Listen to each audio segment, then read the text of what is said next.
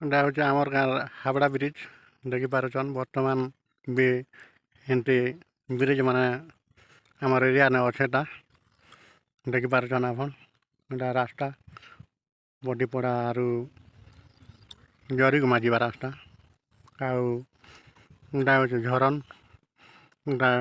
ପାହାଡ଼ ଉପରରୁ ଆସୁଛେ ତାର୍ ଲାଗେ ବ୍ରିଜ୍ ବନା ହେଇଛେ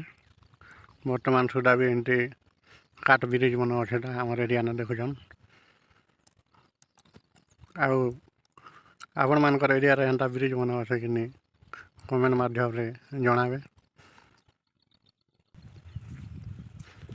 ଦେଖୁଛନ୍ତି ବ୍ରିଜ୍ କେନ୍ତା ଡେଞ୍ଜରରେ ଅଛେ ଆପଣକେ ପାଖରୁ ଦେଖେଇବି ବ୍ରିଜ୍ ଦେଖୁଛନ୍ କେନ୍ତା ସିଷ୍ଟମ୍ରେ ବନା ହେଇଛି ଗଛରେ ଏକା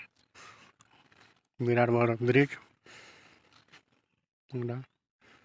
ପାହାଡ଼ ଉପରରୁ ପାଣି ଆସୁଛେ ଝରଣା ଏଇଟା ରାସ୍ତାରେ ବ୍ରିଜ୍ ତିଆରି ହେଇଛି।